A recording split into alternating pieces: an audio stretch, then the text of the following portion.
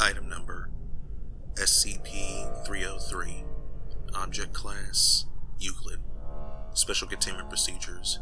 As SCP-303 has not yet been known to travel beyond the boundaries of Site, the entire area of Site is considered SCP-303's containment area.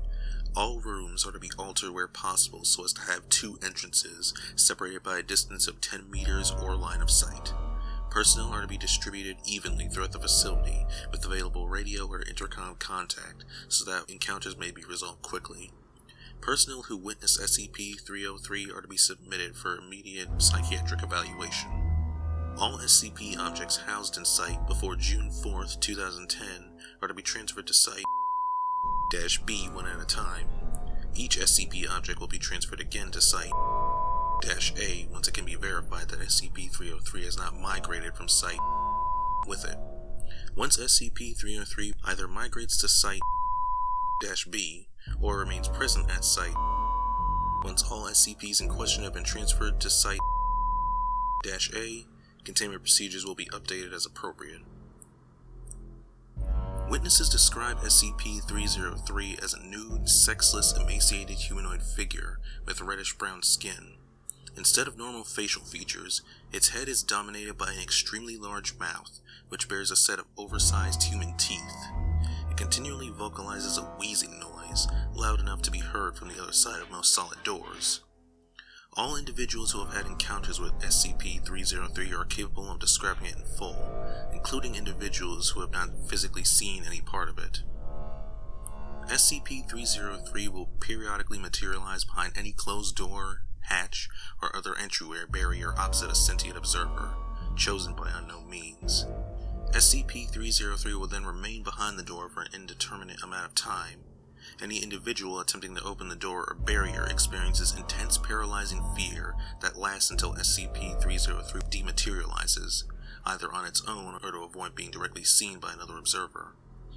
The source of this fear is not clear, but it appears to be similar in nature to arachnophobia and ophidiophobia, originating on a preconscious genetic level. Analysis indicates that SCP-303 is not, in fact, purposefully inducing fear in the affected individuals. SCP-303 does not allow itself to come into direct visual contact with any observer, and has never allowed any one individual to view more than 10% of its form. When the door or other entryway barrier is partially or completely transparent, SCP-303 will materialize in an orientation that leaves 10% or less of its body visible, or cause effects of fog or frost on the transparent surface to achieve the same effect. If SCP-303 is approached from a direction in which there is not a solid object or door breaking line of sight, it will dematerialize before direct visual contact is made. Any electronic or complex mechanical devices that SCP-303 encounters are temporarily disabled. SCP-303 has made no recorded attempt to physically or verbally engage any observer. How SCP-303 arrived at Site is not known at this time. SCP-303's first recorded appearance was on March 1st, 2010. It is suspected that SCP-303 was inadvertently transferred along with or manifested by another SCP on Site. All SCPs on Site are being re-examined accordingly. Incident Log 303-A. Incident 303-1. Agent was showering in her private quarters bathroom when she became aware of the presence of SCP-303 on the opposite side of the shower curtain. It was wheezing extremely loudly.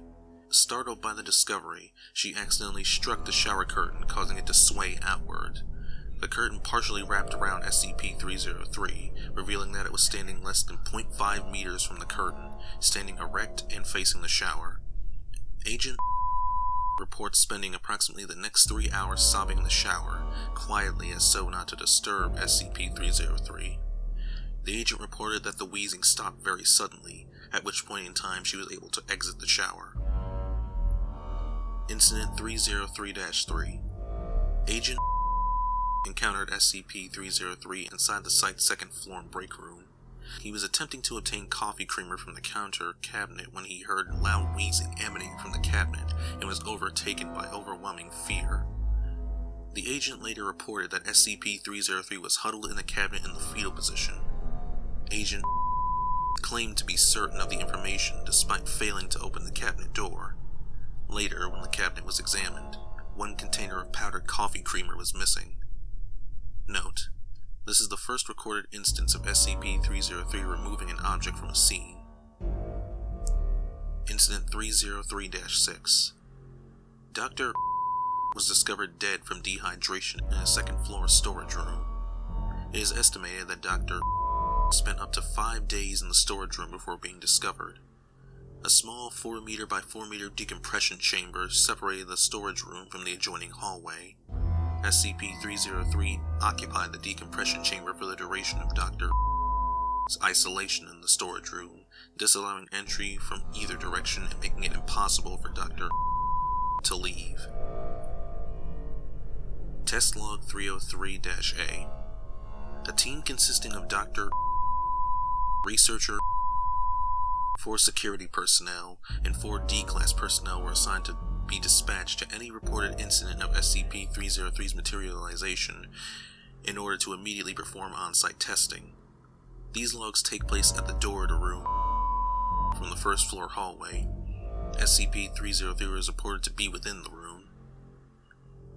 Test 303-1.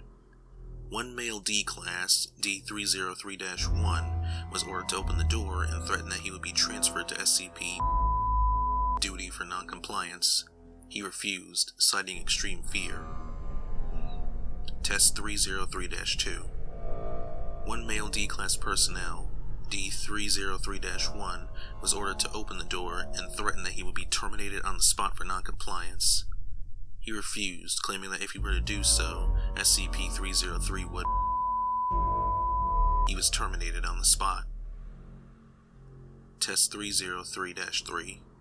One female D-Class personnel, D-303-2, that had witnessed the termination of D-303-1, was ordered to open the door and threatened that she would be terminated on the spot for non-compliance. She refused, claiming that if she opened the door, that SCP-303 would. Researcher was visibly shaken by this claim. D-303-2 was not terminated. Test 303-4. One female D-Class personnel, D-303-2, was ordered to open the door. One male D-Class personnel, D-303-3, was given one combat knife by security personnel in order to until SCP-303 opened the door. After 2 hours of this, D-303-2 died from blood loss. D-303-2 made no attempt to open the door. Addendum: May 1st, 2010. SCP-303 appears to have claimed the second-floor storage room as its own. It has so far disallowed any personnel entry since April 5th, 2010. It periodically leaves to acquire Foundation property, which is then moved into the second-floor storage room. To date, following list describes all non-classified items taken by SCP-303. 1. Cryotube. 3 sets of standard Foundation surgical equipment. 2 D-Class research cadavers. 1 gasoline-powered generator. A variety of chemicals, including large quantities of tryptophan, phenylalanine, and tyrosine, among others. 1 container of powdered coffee creamer. In addition to this, a number of classified materials have been obtained by SCP-303. Staff are still attempting to determine what specific purposes SCP-303 may have for these materials.